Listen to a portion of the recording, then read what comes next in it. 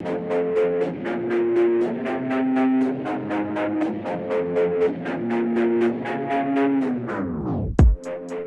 is going on, everybody? Welcome back to another episode of the Fully Inflated Football Podcast. I'm your host, Marcus Whitman. We got a nice show ahead. We are going to finally recap now the free agents, talk about my 5 favorite and least favorite signings. We've got a couple recent trades to discuss, and then we're going to get right into the mailbag.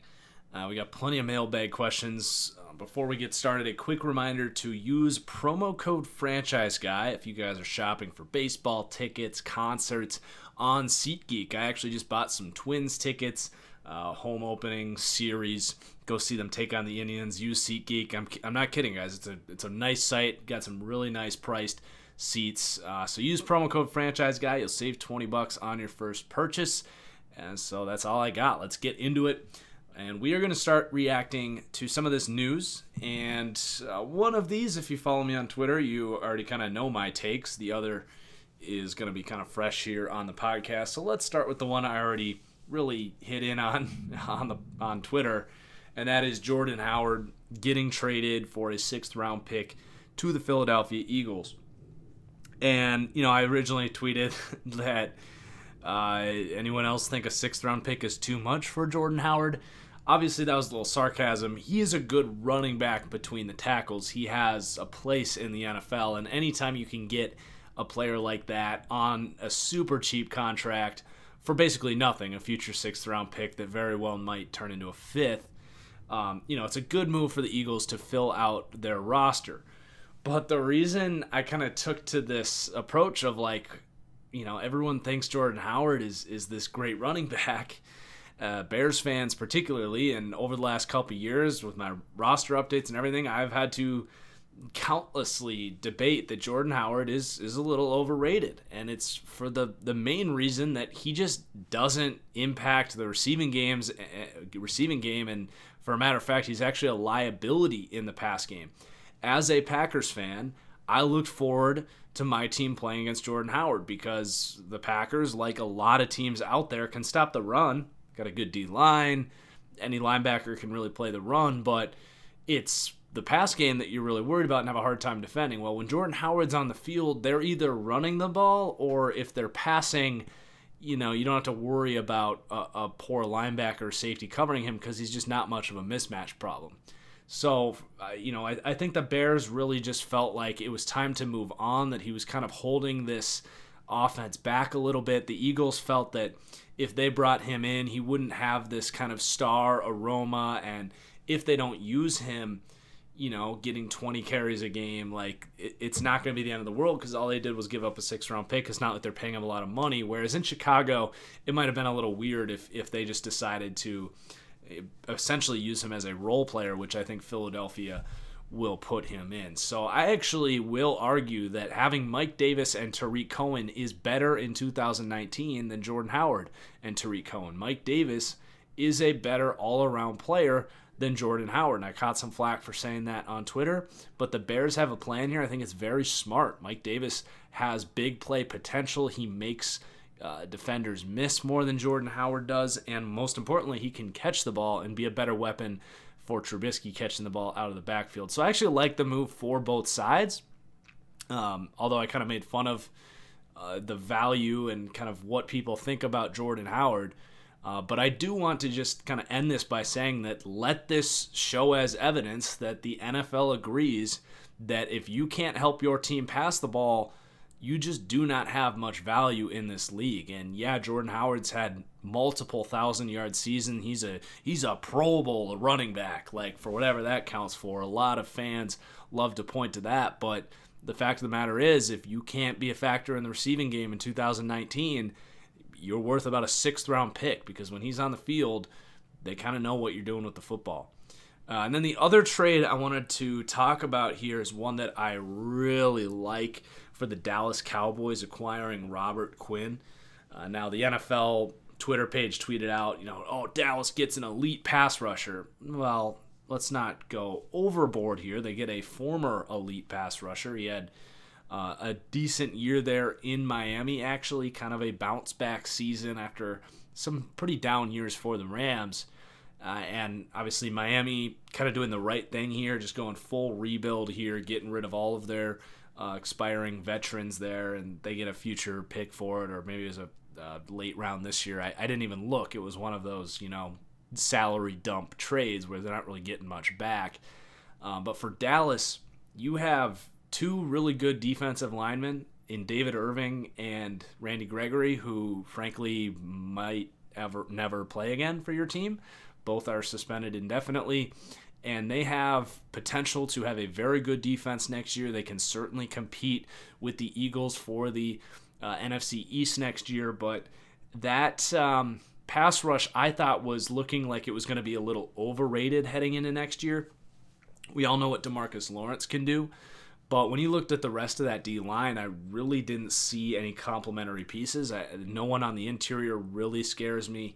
And then that other edge position, like without Randy Gregory and David Irving, who can play a little bit, and I don't know what's going on with Tyron Crawford right now. I guess he is still there. But they really lacked kind of a true punch anywhere else. So they're going to get that, and that's really shaping Dallas up to, expand where they want to go in the draft in the second, third round, where they may have been thinking about reaching for a pass rusher there. Maybe this allows them to take a guard or a safety corner. It really allows them to just go best player available, because I did think that D-line was a huge need. Now, they could still use an interior guy to help out there, but effectively what I'm saying is that Dallas is definitely going to have a very, very good defense. I don't know if I'm ready to say it's going to be an elite defense. All of their guys in the secondary kind of had breakout seasons, so you'd maybe expect some regression there, but still pretty solid in the secondary. That would be my concern, would be kind of the safeties and the corners opposite of Byron Jones, and even Byron Jones himself, like I said, was just kind of a breakout guy, so we don't know if he's going to repeat as a top 5 corner next year. Not really a reason to think he wouldn't, although that was his first year playing corner. So Dallas really shaping up. I love this move. I love just trading picks for these expiring veteran contracts. It's just a really smart way to build the team, and now we're seeing Dallas kind of follow this model that the Eagles really started a couple of years ago, when they went out and traded for Ronald Darby, Timmy Jernigan. I think, did they trade for Haloti Ngata or sign him? I can't remember how they got Ngata, but really that Super Bowl team was built around these 1-2 year veteran contracts that you acquire for not a whole lot in terms of draft capital, and then maybe you just let him go and you get that pick back as a compensatory pick later. So it's a really smart way to build the team, and I think that Dallas and Philly are going to be two kind of, dare I say, powerhouses in the NFC. We'll see about Dallas's offense, but I'm certainly not worried about that defense. And I think Robert Quinn, as a number 2 edge guy, is going to have an excellent season next year. I would not be surprised to see him get back to 10 sacks next year, rushing on the opposite end next to DeMarcus Lawrence, who's just a total freak. So let's transition now and talk about my top 5 best and worst free agent signings. Now, obviously, all the time, players will sign and you don't think they're very good, and then they end up in a new scheme and they're fantastic, or vice versa. They'll get a lot of money and they, were a little bit, just overperforming in a great scheme fit. So some people on this list will prove me wrong. I think some people on my favorite signings will turn out to be not as good, and vice versa. But what I'm trying to do here is assess value, because that's really what free agency is about, is not overspending, kind of playing the market well, finding good players on good contracts. Building a deep roster with good contracts is really how you win in the NFL. It's what New England's been doing for 10 years. They don't overpay superstars. They pay C-level guys, and in their scheme they perform like B and even A-level players. So we're trying to find the best values, and then maybe some contracts on the other end where maybe some C players were paid like B players, or B players paid like A players.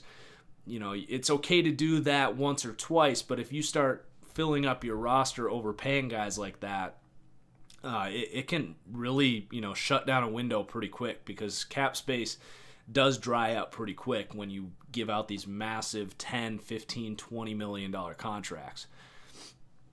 So let's start, do you want the good news or the bad first, right? So we'll do the good news first and then do the bad news after that.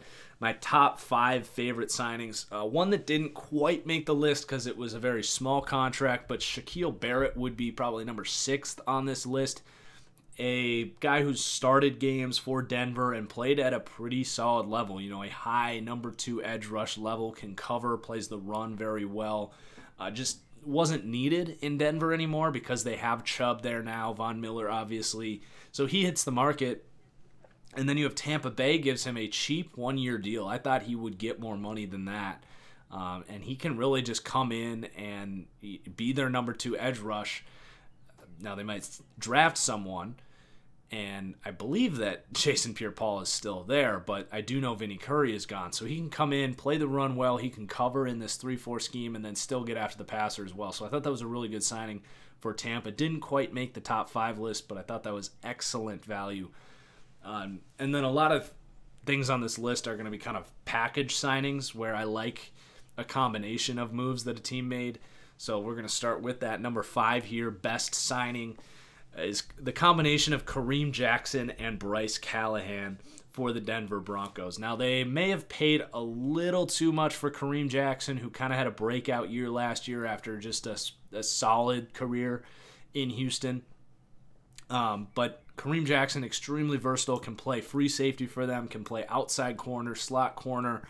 We know that they move Chris Harris around a lot, so versatility there. And then Bryce Callahan as well. He's always been an intriguing player to me. Really caught my eye a couple preseasons ago before he was even really playing. Just a physical dude, extremely fast. And he's kind of got the build of a nickel corner, but I could see him actually stepping outside and playing some outside corner a la what Casey Hayward did after leaving Green Bay. I think that between Bryce Callahan, Kareem Jackson, and now Chris Harris, that's a massive upgrade for Denver. Bradley Roby or Ronald Darby, I always get those two confused. Oh my gosh, which one is it? Bradley Roby, right? The Ohio State one? Yeah, that's correct. He really struggled last year for Denver, and they let him go. He actually is going to go to Houston to replace Kareem Jackson and Kevin Johnson. But you upgrade there, and then that slot corner positions it's just been kind of a question mark for Denver. I think they drafted Isaac Yiadom out of Boston College last year, but he did not really pan out. So for a defense that we know has a fantastic front 7, and they have a top 10 pick that they might use on like an Ed Oliver or Devin White, you now get some corners in there to really just round out this defense, because I think it has the potential with that pass rush to get back to the elite, championship caliber defense. We know they signed Joe Flacco to try and provide some stability at quarterback. So I think it's very consistent with the plan there in Denver, and I think they were good. These are just 2 good players that you're now putting on a very good defense, and was the weakness of that defense. So I like those signings. The value, like I said, you can overpay slightly. I think Bryce Callahan was a pretty solid contract. Kareem, I think they gave like $42 million over 4 years. But I'm okay with that because Kareem Jackson really did have a great year last year, and I expect him as a number 2 corner here in Denver to have another good year. So let's move on.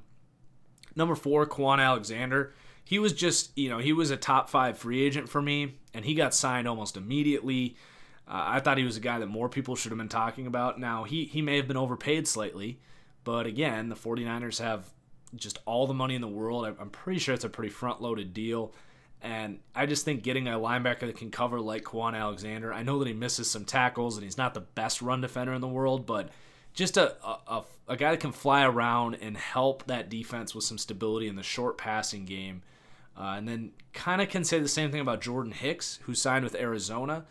Jordan Hicks, when healthy, might be an even better player, but health is a concern for Jordan Hicks. I think he's been in the league for 4 years and has really only played 1 complete season, maybe 2. last year, but he's had a lot of injuries throughout his career. So I do like him if he can stay on the field for Arizona as well, mixed in there. So number 3, Adrian Amos. I just thought when you looked at the contracts of other safeties like Earl Thomas and Tyrann Mathieu, and I think I'm forgetting, Landon Collins specifically, Amos came at a bit of a budget here, like $7 million a year for Green Bay, to also take him away from your division rival Bears, who wanted to bring him back. Amos has really just been a rock since he got into the league. He's not like an epic playmaker, but his big play percentage is extremely low. He is the definition of a safety. He's a deep guy, and for a defense that gives up a ton of big plays, to upgrade there at safety is going to be really, really nice for this team. And his tackling ability, his speed and range, it's a great addition for Green Bay. Now, the other 2 signings, well, we'll talk a little bit about, a little spoiler on the worst signings. But I did think they got excellent value and got a huge need filled there at Adrian Amos, and frankly got it at a budget, because I was expecting them to have to pay Clinton Dix about $8 to $9 million if they kept him. They're able to let Dix go, pick up a 4th-round pick, and get Adrian Amos on kind of a budget. So a really nice move there, upgrading the safety room. And then number 2 here, Le'Veon Bell. Now, did they pay him too much money? Quite possibly, and there's a chance that he doesn't work out. Just a lot of factors going on, injury, off-field, just a bad offensive line paired with his more patient running style. Is it all going to work out? As a runner, I've said several times, I don't know if he's even going to rush for 1,000 yards here for the Jets, because their offensive line just isn't that good. But the reason I absolutely love this signing, and this is why the money doesn't even really matter to me, is there is no better check down weapon in the NFL. And the biggest complaint about Sam Darnold is that he sometimes won't take the easy throw. He'll try to do a little too much. So when he has a guy who you can just dump it off to, and he could make 2 guys miss, turn it into a first down, keep the chains going, give you a fresh set of downs, it's just a playmaker on another level that Sam Darnold's never really had. And I think it's going to be just so critical for the development of Sam Darnold, who in this sophomore year, I'm a big Darnold guy, but if you didn't put some better playmakers around him, you're jeopardizing his development and his confidence if he can't have a good year. And this is really a guy that has an incredible ceiling. So I think for the development of Sam Darnold, this is going to be huge. Keep in mind, Darnold is only 21 years old. So really just a great idea to surround him with more talent. They also added some linemen here and brought in Jamison Crowder. So they're doing everything they can to help their young quarterback. I think that's and a better offensive coach. Just an offensive coach in general, because they had a defensive guy there last year. So I do think Sam Darnold could be poised for a really nice year with the Jets next season. And then number 1, definitely under the radar here, but the combination of Darrell Williams and Matt Paradise for the Carolina Panthers, I absolutely loved. This allows 2 big things, and it's just getting rid of the Khalil brothers, because I always get them mixed up, but Matt Khalil was the center, correct? Ryan Khalil is the tackle. Matt Khalil was just, time to go. I think he actually retired. Just did not have a good year last year at all. And then, no, I'm mixing these up, aren't I? Ryan is the center, Matt's the tackle. So Ryan retired, and Matt just signed a 1-year deal with the Texans and was just awful and couldn't stay healthy for Carolina. Now, Darrell Williams was a year ago the best right tackle in the NFL. He'll probably get moved to left tackle. You had Taylor Moton there at right tackle, who was just a monster this year. So you now have quite possibly the best tackle duo if Darrell Williams can stay healthy. You get him back on a total budget. I was stunned that Darrell Williams did not get the money that like Jawan Taylor and Trent Brown got, because I think Darrell Williams is just a much better player when healthy than those guys. And then Matt Paradise comes in on a 3-year, like $30 million contract, maybe a little less. So you now have an elite center, one of the 5 to 8 best centers in the league, who had an excellent year for Denver. Paired with those tackles, you've still got Trey Turner at right guard. You should be able to figure out the left guard spot with that talent around them. And you now have a core here with DJ Moore, who's a fantastic young wide receiver, with Christian McCaffrey, who's an elite receiving threat, and turning into an actually, not great between the tackles runner, but serviceable, at least to the point where you have to respect him. And it's going to allow Cam Newton to come back and kind of not have to carry the load of this team like he has the last couple of years. If you look back to 2015 when he won the MVP, his protection was awesome, and his receivers weren't very good on paper, but they had, the highest contested catch rate. They played way above their pay grade. Ted Ginn was incredible. Corey, what was his name? Corey Moore? I can't remember who it was. Wore number 10 for that team. He had just an incredible season. And then Funchess was kind of blowing up that year too. So, you get back to that where you just, can have some talent around him and let Cam just kind of get back into the flow of things, because that injury he had was so brutal. I don't know when it happened, or I didn't see it happen, but he was just not the same. So you have got to help him out and keep him safe, most importantly, keep him healthy, and beefing up that offensive line is the best way to do it. And I've said multiple times now that I think Christian McCaffrey is a good bet to lead the NFL in all-purpose yards. I think, I haven't always been on the Christian McCaffrey wagon, and I still, I don't know if I would take him 8th overall when they took him, or 9th, whenever it was. I was pretty critical of that pick when it happened. But he is doing everything he can to prove me wrong about that one and look good for taking, make Carolina look good for taking him there. Certainly he should have been picked ahead of Leonard Fournette, who is kind of in the same boat as Jordan Howard. But I just kind of like this Panthers team. And the defense should be pretty good next year as well. Keep an eye out for them to kind of compete there with the Falcons and the Saints for that division next year. I don't think you can really count them out by any means. So now let's talk about the 5 worst signings. And, I don't think these are bad players that we're about to talk about. Some of them maybe are bad players. But it's more just about overpaying for lower-level guys that I just don't agree with. I'd be much more comfortable letting these guys go, have them test the market a little longer, see if they are bluffing in their contract negotiations, and get them at their actual pay grade. Pretty much everyone on this list I thought was paid above their pay grade. So let's start at number 5. We've got a cluster of 3 signings here, all for the Cincinnati Bengals. Bobby Hart, 3 years, $21 million. B.W. Webb, I don't have the details here, but I know it was big. I think it was about 3 years, $20+ million. He's a cornerback that played for the Giants last year, by the way. And then John Miller signs a pretty nice, 16 million, $6 million a year deal, who was the right guard for Buffalo last year, who's a very just kind of below average, fringe starter in this league. Bobby Hart is a guy that kind of filled in at right tackle and was, serviceable, which is more than they could say about, pretty much everyone else they've rolled out there. I think, you break these down. Bobby Hart, like we were just talking about, it's been so bad there in Cincinnati that they finally saw a guy that can just get in someone's way, and they just kind of threw money at him. I don't think that was the right decision. Why would you not give Darrell Williams that contract? Darrell Williams got as much money on a 1-year deal than you gave Bobby Hart on a 3-year deal. That would be a massive upgrade if you could haul Darrell Williams or overpay for Darrell Williams to get him in your building.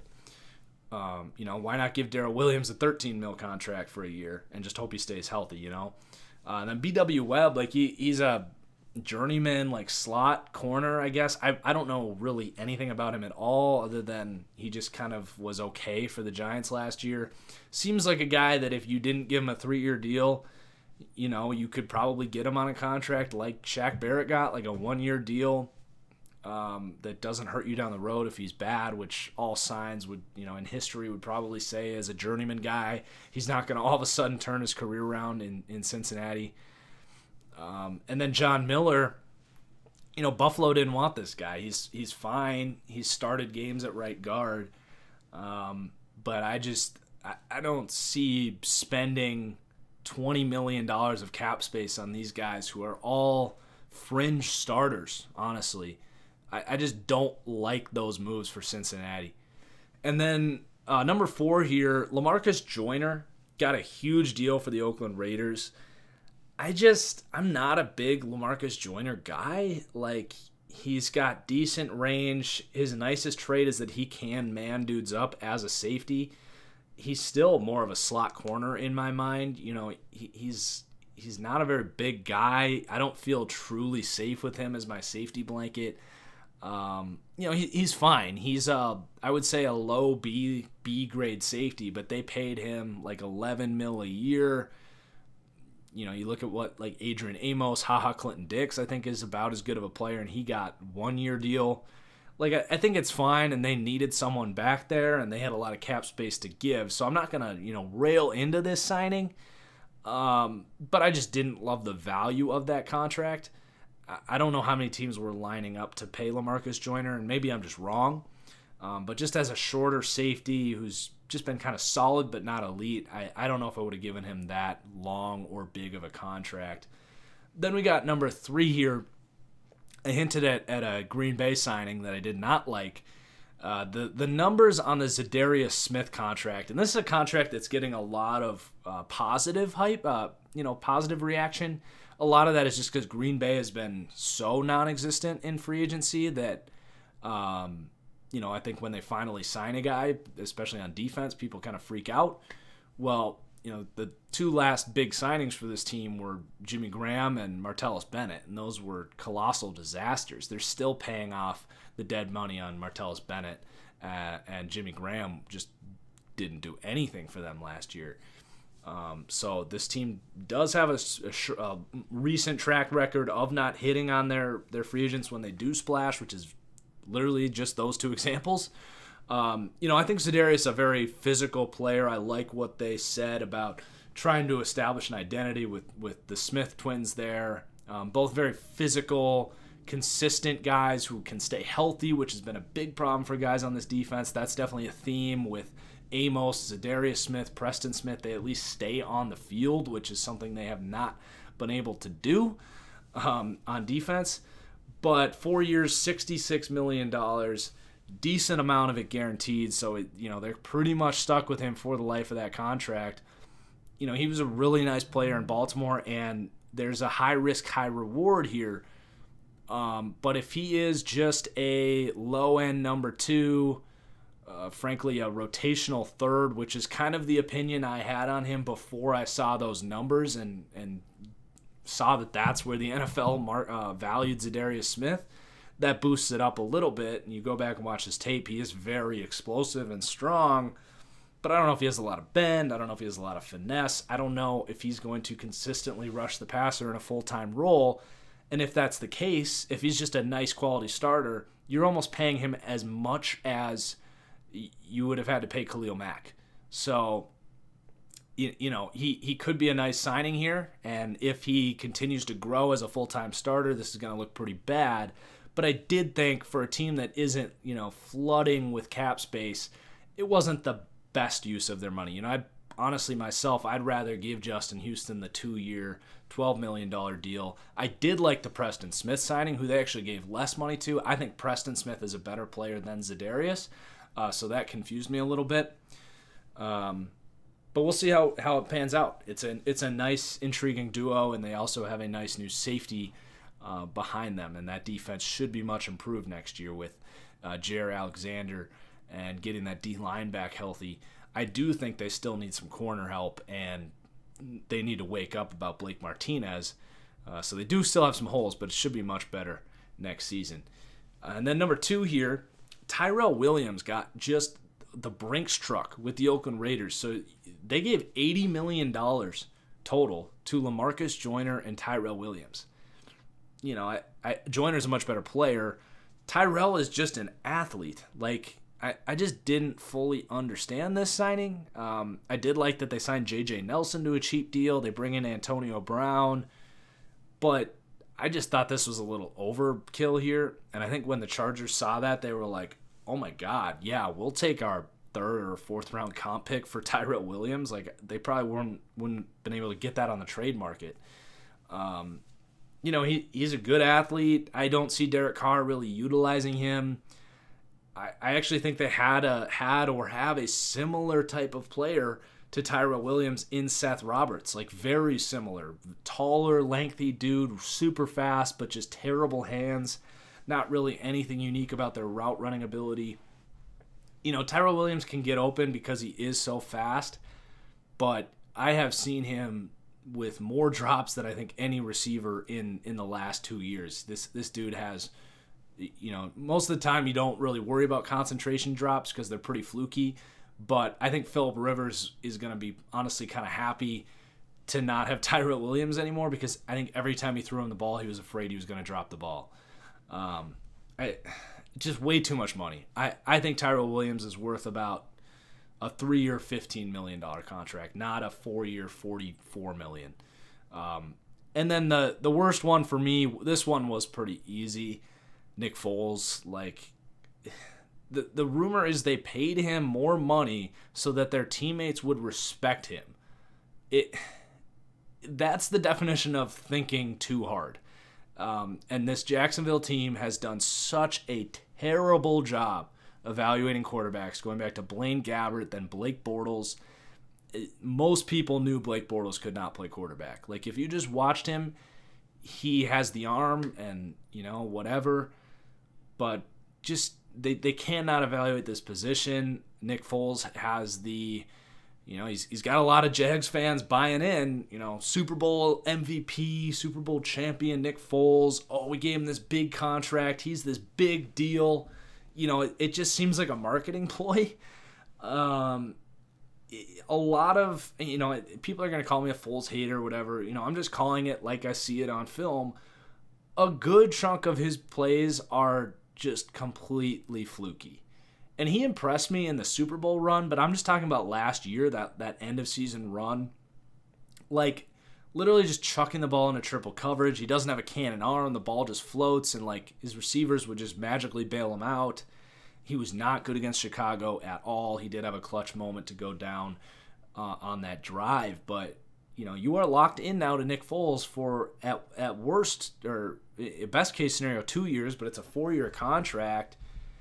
And I get that you want to extend this window, but, like, wouldn't it have been better to trade a 4th-round pick for Ryan Tannehill? Like, I think Ryan Tannehill, as much as I hate on him, is a better quarterback than Nick Foles. And that would have allowed you more flexibility to get out of that contract and get a quarterback of the future. I just betting on Nick Foles to come into Jacksonville and carry this team that is now in a loaded division, it's just not going to happen. And it was just a head-shaking contract, because it was kind of like a here we go again moment with the Jacksonville Jaguars. But I guess, you've upgraded that quarterback from Cody Kessler to Nick Foles. Good luck. So let's open up the mailbag, and then that's going to do it for the show after that. But we've got a lot of questions, so we should be able to go for another 20 minutes or so here. A reminder, you can follow me on Twitter at TFG_football, where you can get these mailbag questions in. So let's get into it here. Larry Sturbis. Next franchise series? We're doing that after the draft. I know a lot of people are excited for me to get back into my rebuilds. Right now, a little awkward timing. I wouldn't really know where to start in terms of the timeline, because right now on the roster we have a version that doesn't have any of the free agent transactions. We have a version that has the up-to-date rosters, but I wouldn't really know where to start, because if I just jumped in right now and then did the draft, well, free agency would happen again. So it'd be like 2 free agencies before the draft. I could use the unupdated version, but that just wouldn't be very fun. We wouldn't have a lot of these moves. So we're just going to focus on draft content for the next 4 weeks, less than 4 weeks now. The draft is so close. And then we'll get that roster done real quick with the rookies. And then I would say within a week of the draft, we should be starting our next rebuild series, which right now I'm between doing the Bengals and the Broncos. But depending how the draft plays out, we could get some good new candidates. Next up, from Kyle Flynn. Where would you rank this draft class's top QBs to last year's class? So I've actually gone back and looked at my grades on these players compared to last year. So it's well known I was not very high on Baker last year. Had a late first, early second round grade on Baker. But Baker actually would come in last year right behind Dwayne Haskins. So essentially how it would shake out, I would have Darnold. Then I would have Josh Allen, who I liked both those players quite a bit. Then I would have Kyler Murray right there with Josh Allen. I thought Darnold was like an elite level quarterback prospect, and Josh Allen was just below that. I would put, Kyler Murray in that just below range. I think Kyler has everything you look for, just needs to sharpen as a processor. But I do think Kyler Murray is going to be fantastic at the next level. And then you would have the next tier that would have Rosen and Dwayne Haskins, who have almost identical grades. Now they're a little bit different as players, but super similar. I like Dwayne Haskins' kind of short, quick game a little better than Rosen, but I like Rosen's deep ball a little better, his anticipation just a little better, but they both have very good anticipation. Very similar players. If I had to take one right now, which I don't know if that is going to be a question coming up or not, you love the allure of Dwayne Haskins. I think if you put Dwayne Haskins on last year's Cardinals team, he would actually probably be a little worse than Josh Rosen was. My gut tells me Josh Rosen, but I like them both. I think they're very similar, in terms of they need protection, they need receivers, they need a good scheme, but they can execute it because of their arm strength and their ability to just process things. And then Baker would come in. I guess what would that be? 6th. I loved Luke Falk last year. I had a very similar grade I had on Luke Falk to Baker, so I was off on those guys. But I feel pretty good about everything else. And we might actually get to see Luke Falk start this year, by the way, if anything happens to Fitzmagic. And then Drew Lock and Daniel Jones. Drew Lock right there with Baker, I would say. I've got a first to a second round grade on Drew Lock, and then a second round grade on Daniel Jones. So he would come in last out of all those guys, even behind Luke Falk, who I really liked coming out last year. All right. From Thomas Dandridge. Since DeMarcus Lawrence is now asking for about $22.5 million per year, how much would you feel comfortable paying him? I'd give him that. I mean, Zadarius Smith got 17. DeMarcus Lawrence is definitely worth 23. Trey Flowers also got 18, I think. The cap goes up every year, so you're paying him more than Khalil Mack. It just kind of is the price of, every time a player, an elite player, their contract comes up, you have to make them the highest paid player at that position. So I think you've got to do that with DeMarcus Lawrence. Now, he's not better than Khalil Mack, and he's not worth more, but, you're talking about a difference of $1.5 million, which is worth it to just keep your elite player in the building. DeMarcus Lawrence has all the leverage in that situation.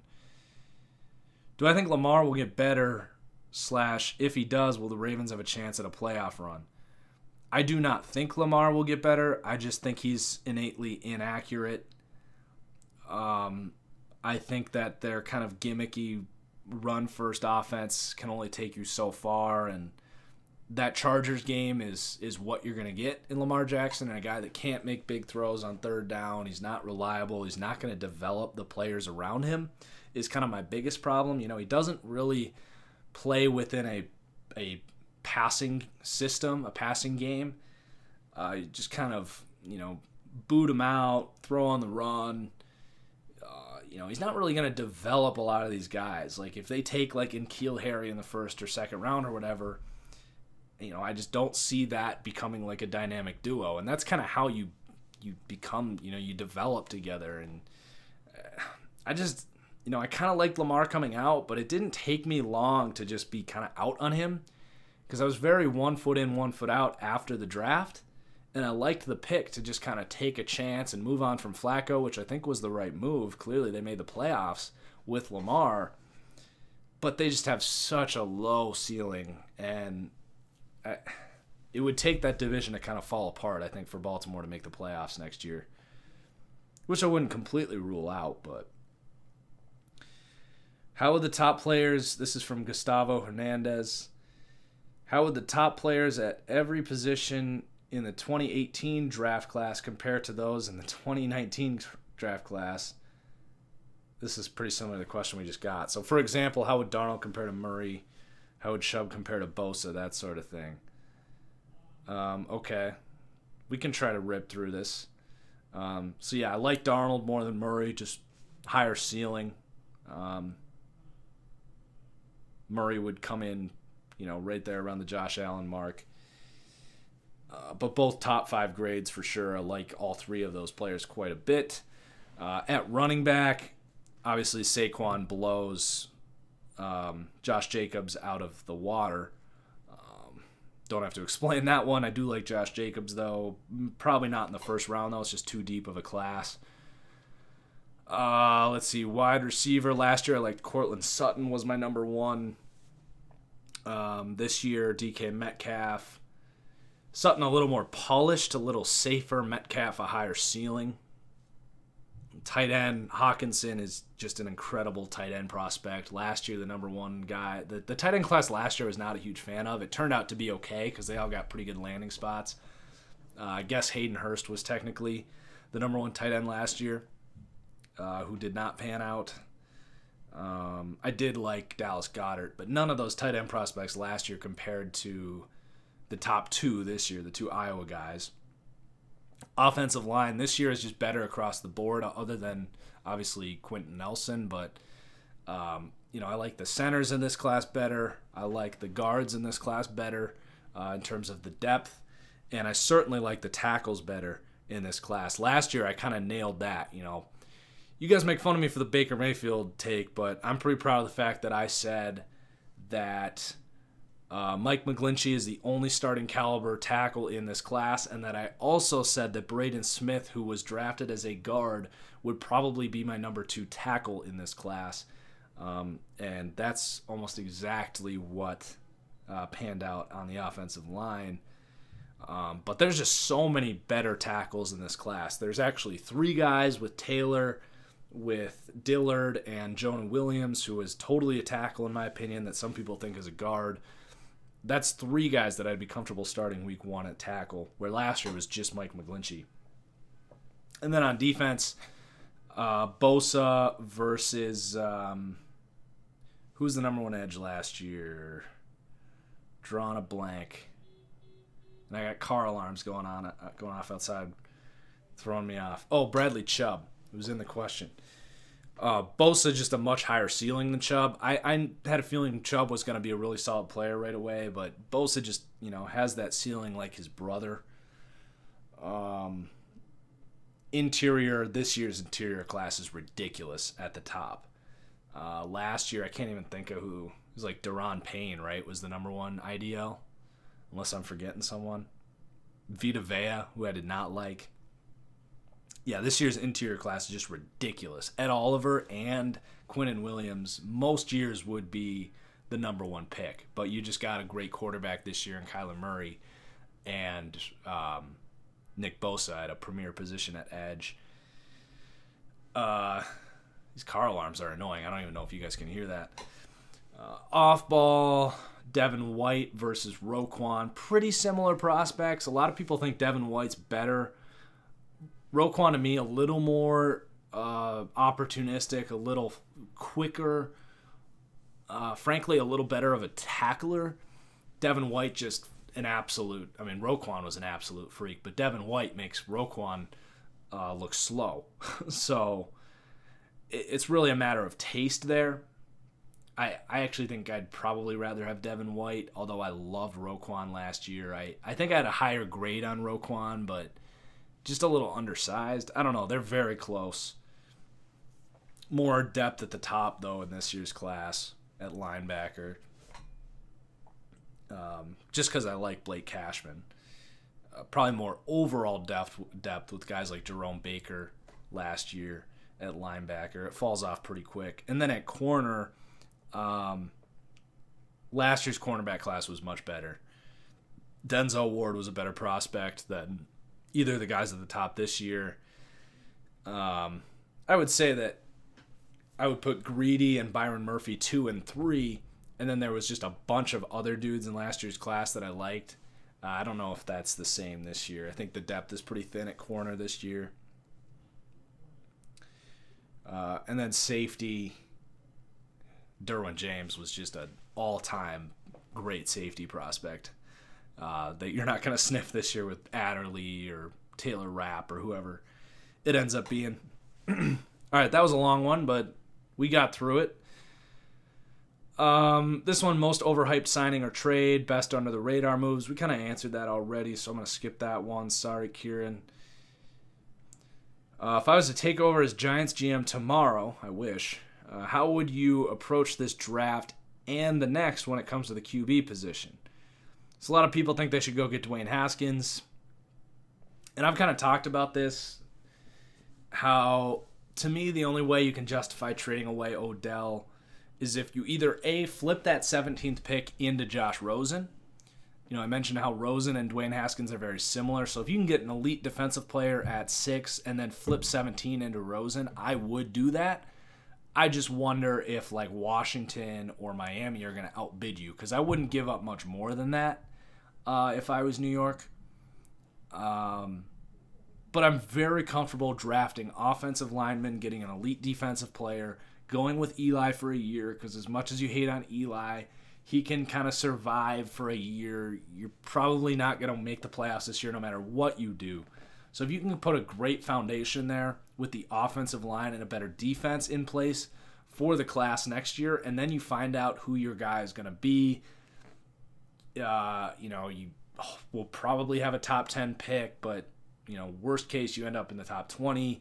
You package a future first, some other assets, you move up, and you are able to kind of hopefully get your guy, assuming that there aren't a bunch of bad teams that get your quarterback. So I think best case scenario for me is kind of draft like Ed Oliver at 6.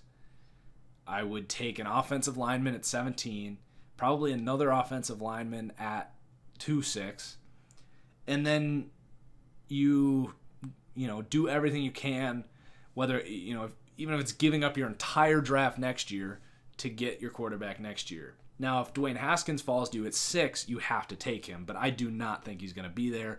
And I also am probably not giving up a future first to go get Dwayne Haskins, because I don't know if the difference between him and someone you're getting next year is that big. What are the odds the Pats don't make the Super Bowl? And what AFC team is in position to beat them this year? I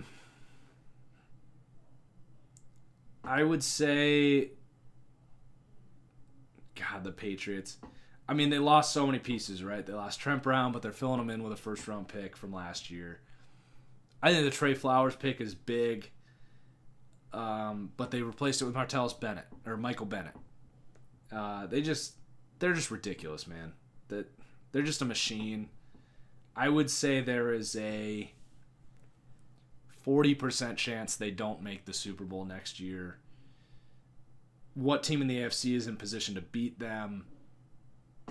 I'm kind of done with the Chargers. Like, they just can't really put it together. They can draft well, but they just can't really compete in terms of a winning culture. I think the Chiefs are going to drop off quite a bit. I don't even know if the Chiefs are going to make the playoffs if Tyreek Hill isn't out there. Like, the Colts are probably the team. Like, no one in the AFC North. The Jets and the Bills aren't ready. The Texans could get to that level if their offensive line can be better, but, man, they're probably going to be back, which is crazy. Since I'm being delusional Eli Manning homer, this is from Riz Ice. Oh, man, here we go. More Giants fans defending Eli Manning. Can't believe we're still doing this. Absolutely can't believe it. I'm pretty sure in 2018, despite getting sacked 55 times, Eli turned the ball over the least amount of times in his entire career. Oh, my God. Just 12 interceptions and only 6 fumbles. Wow, he was so good. So why is that not even recognized?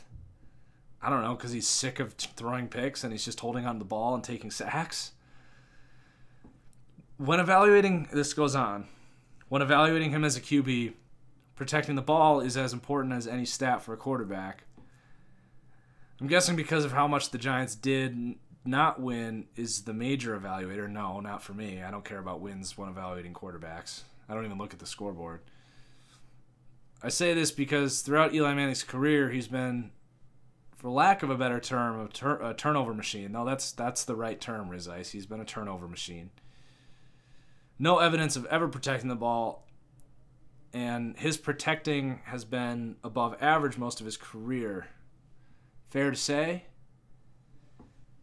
I don't put a whole lot of weight in him not throwing picks last year. I think that they told him to be more conservative, that we have this great running back, and that he was also and that's also just the way that the NFL is going. You could do that for Eli Manning, for Phillip Rivers, for Ben Roethlisberger, Tom Brady. Like, these guys have adapted to the modern NFL, which is all about short passes. It's about protecting the football, that the football is more important now more than ever with these new rules. So, it's not just Eli Manning taking better care of the football. You can say the same thing about Ryan Tannehill and all these guys. So, no, I don't put any weight in that. To me, it's just I don't trust him in the pocket. Because the second he gets pressured, he's either going to take the sack or fumble. He will just sail balls. He has almost no zip left on his ball. Like, I know there's the one clip of him, like, throwing 50 yards to Odell or whoever it was. Maybe it was Sterling Shepard. That's an enigma. He's just not a good quarterback anymore. He doesn't have the physical tools, and he was never an elite mental quarterback. He was solid and fine. But it's just not work. He's like a slow Andy Dalton right now. That's what Eli Manning is. And at least Andy Dalton can create first downs with his legs. Will I rank the GMs of the NFL anytime soon? That'd be fun to go 1 through 32. I mean, I'll just do the top 5 off the top of my head, and I'll probably forget someone, but number 1 is Bill Belichick. It's not even close. Number 2, I think Howie Roseman just has an incredible understanding for the Eagles of just how to construct rosters. Let's see. I think it drops off a little bit after that. I'm just trying to go through team by team. I mean, you got to applaud, and I can't even name all the GMs off the top of my head. Chris Ballard for the Colts, you got to applaud his draft from last year. We'll see if he can repeat that. I think the Saints do an excellent job kind of manipulating the cap to bring in new talent every year. They drafted well at least 2 years ago. Their draft last year was pretty bad, though. Titan, no.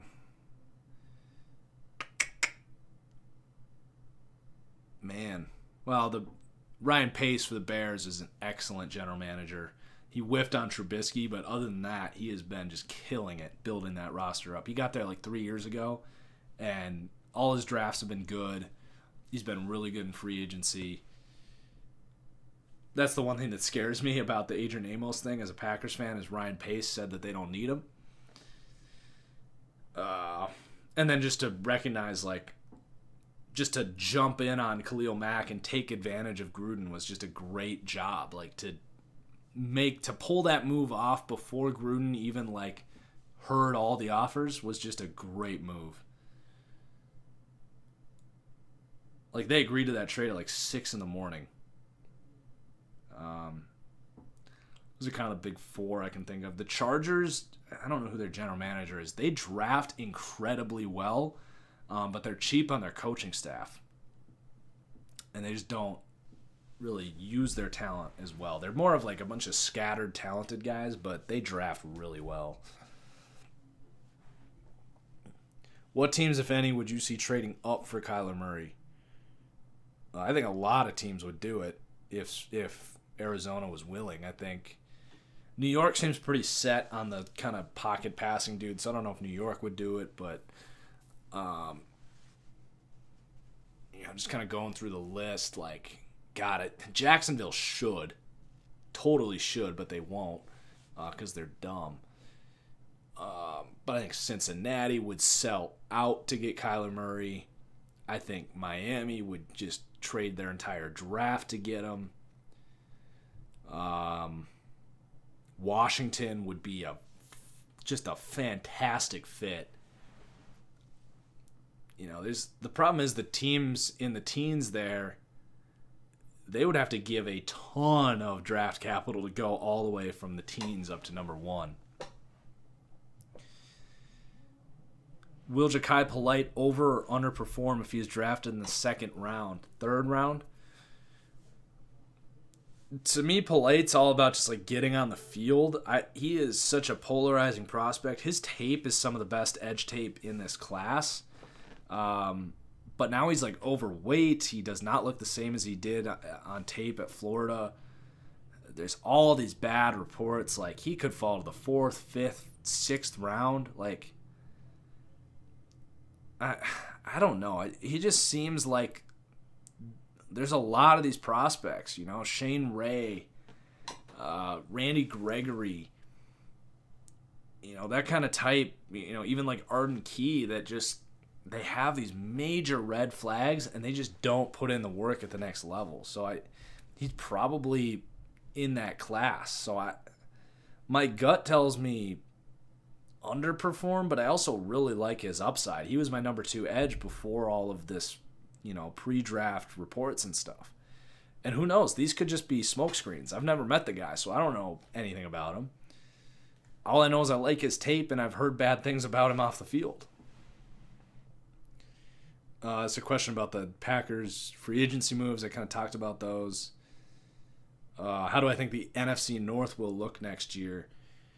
NFC North's going to be interesting next year. I was actually just looking at this today. Vegas has Green Bay, Minnesota, and Chicago all tied at 2-1 to win that division, so it's going to be really competitive.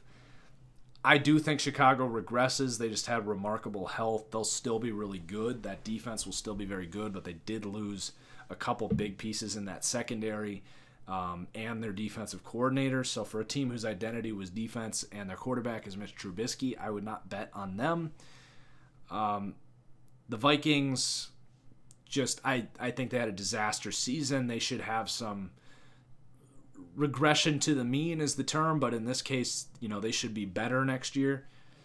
And then the Packers also had just a nightmare season, and they should be back next year. And then I'm not going to count Detroit out.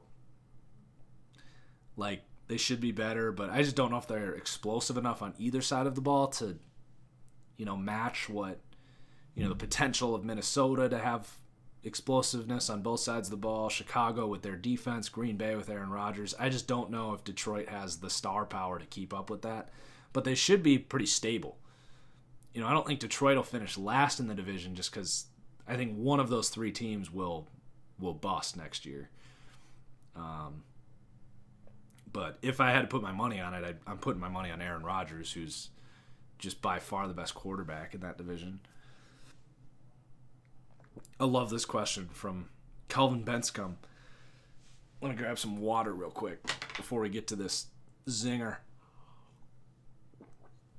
Are players bust because they don't fit a scheme, or are players bust because they're bad? I love this question. and it's, a lazy answer, but both. Some players I think are just busts because they don't work. Or they're busts because they're overdrafted.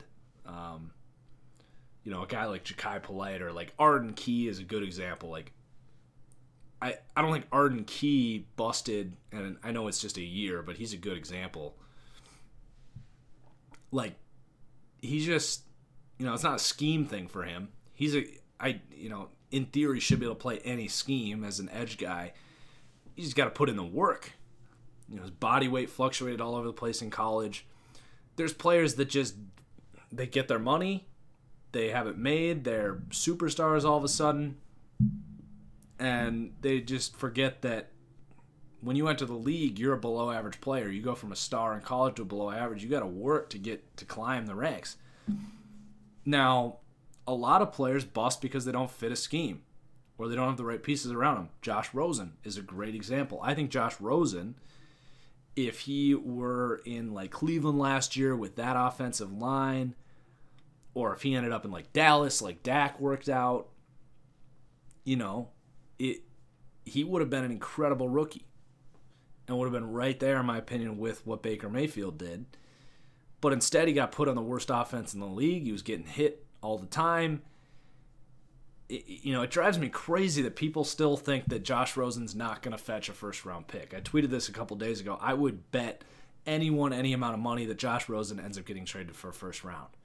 Because you go back to his draft report, and I'm just going to pull this up right now on my computer, so I'll let that load. But if you would have said that Josh Rosen lands with the bottom 4 offensive line, with the worst receiving core in the NFL, and his offensive coordinator is going to get fired week 3, and you told me that his season went like it did last year. I don't know what his stats are. You guys know I don't care about stats. But everyone's like, oh, Josh Rosen, the car's been driven off the lot. Like, he's just not a good quarterback in the NFL. It's like, well, are we that quick to forget about Jared Goff's rookie year? Like, Jared Goff was written off as a bust after his first year, and Josh Rosen was arguably on a worse team and played better. All right, here's my scouting report on Josh Rosen. I'm just going to read this. Think about what I said about if you put that into that situation, and if it still changes, if you still think he's not worth a first-round pick. More likely than not fits the system quarterback mold who will require a foundation of players and coaches to succeed, a la Jared Goff, Matt Ryan. Will look to extend plays but doesn't always sense the pressure or have the mobility to get there. Solid arm and accuracy, neither elite but both well above average. Is the most accurate in this class coming out, safer than Allen but doesn't offer nearly the same ceiling. I would not draft if I did not have solid offensive line, as I think he could have a rude awakening early and lose confidence in his ability if he doesn't have time to throw early in his career. Won't be able to do what other players like Wentz and Watson had, where they could make rushers miss and extend plays. That was the first time I've gone back and read that. I literally said that if you put him in a bad situation, it's not going to look good. But I did like him, and I had a first-round grade on him. So I had a top 5 grade on Josh Rosen. So if you still think that changes just because you throw him in a garbage situation, I don't know what to tell you. You're just a box score chaser at that point. So let's move on. I hope I answered that. I think it's just a little bit of both in terms of why players bust. If Haskins somehow falls to 13, do the Dolphins take him or concentrate on O-line and hope to land a better QB in 2020? No, you take Haskins at 13. That's just value. But he's not going to fall. He's not going to fall in the top 5. I think if anyone wants him, you're going to have to go up and get him, because I think that the New York will be interested. I think Cincinnati will be interested. Washington might be interested. And he's definitely not getting past New York at 6. But Miami could certainly move up to get him. That's not what I would do. I would just continue to suck, because I don't know if Haskins is going to succeed there if you put him there. I think you got to build up a better foundation on offense first. But I would not be surprised. We've seen teams, get eager on the quarterback thing many times before. This is the same question. Do I think the Dolphins get a quarterback in the draft or tank for a QB? If it's Haskins, that's fine. If it's somehow Murray, that's even better. Everything I've said about them, about how they're getting rid of veterans, they're just going to lose and get a good pick for next year, which they are setting up very nicely to have a top 5 pick next year. I think it's a fantastic strategy. And I think Fitzpatrick is the ideal kind of tank quarterback because he's entertaining. The players are going to buy in. But if you take Daniel Jones or Drew Lock, like, what are you doing? What are you doing? Like, the reason you sold all these pieces was to get an elite quarterback prospect in the future, not a tier 2 quarterback prospect. Could you rank the wide receiver cores for each division? I'm not going to do that live right now. You can check out my Madden roster if you want to compare my evaluations on wide receivers. Sorry, Caleb. Do I think the Vikings need first-round O-line like Cody Ford to seriously compete for a trophy next year? What kind of trophy are we talking about? And the NFC North? Yeah, I think you got to go guard in the first for the Vikes. Especially because after Ed Oliver, I do think there's a teardrop. Vikings are ready to win now, so they're not going to take Jeffrey Simmons, even though he's a freaking nightmare. Yeah, I think you got to go Cody Ford or Reisner or whoever your favorite guard is at that spot. I want to rank each position in terms of value. Quarterback 1. I kind of did this on Twitter recently. Value is a little different than importance in terms of winning games. So I did the thing in terms of value, like supply and demand, the market. That's why I had cornerback ahead of edge rusher, and people thought that was controversial, but corner is just a lot harder to find than edge rush. But let's answer this in terms of winning football games. Quarterback is 1 by far. Offensive line is, well, that's a value thing. Like, offensive line is very important comparatively because so many teams have bad lines. But I think edge rush and cornerback, the gap is closing there.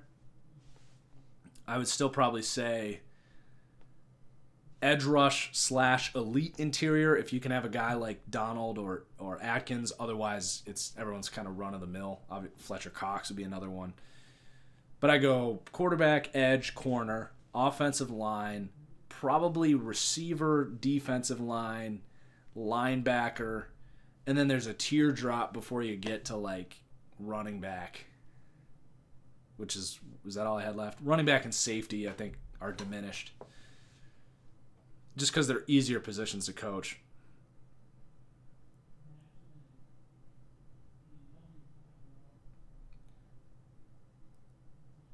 Who is the best of the 2018 QB class next season? This is from Lions, who never wants to let me live Baker Mayfield down. I mean, all I'll say is if it isn't Baker, he doesn't have any excuses. He's got just an elite receiving core, and he had a good offensive line last year, but I do think that line takes a step back. I think Darnold's going to have a fantastic season, and I'm kind of done, trying to argue who's better. I think they're both going to be just fantastic, Darnold and Baker. I think they're both really, really good quarterbacks. Who's the most underrated Marlon Humphrey in the league? I'll just say Marlon Humphrey.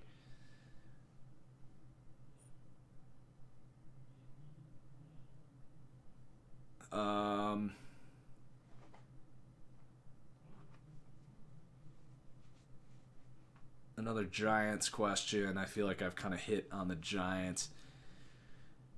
Most overrated player in the draft. I keep saying Montez Sweat. It's probably my best answer. Drew Lock, Daniel Jones. Another one is Jalen Ferguson. A lot of first, second round grades. I don't see it. I don't see really the upside at all. I see a third, fourth round player, edge rusher out of Louisiana Tech. That's one I really don't get. There's a lot of edge rushers I like ahead of him.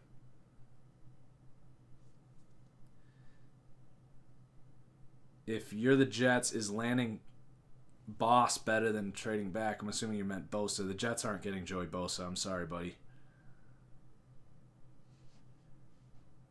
What do you think of Bryce Love right now? I like him. He just has to be able to stay on the field.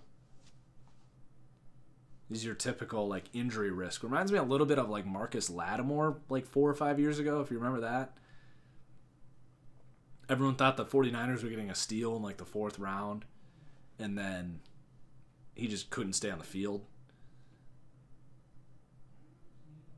So that's it. We made it through the mailbag. That was like 30 plus minutes of mailbag. I love it. You guys make this easy, sending in those questions. So that's going to do it. If you're watching this here on YouTube, please hit that like button. If you made it this far, you probably didn't hate it. So support the channel, hit that like button. I'm going to try, I say this every time, to get this up on podcast services around the globe. We'll see about that. But I hope you guys enjoyed. Have a great weekend. Baseball is up and running, which makes me happy. Use promo code FranchiseGuy if you're on SeatGeek. Going to baseball games. So cheers as always, my friends. We'll see you later.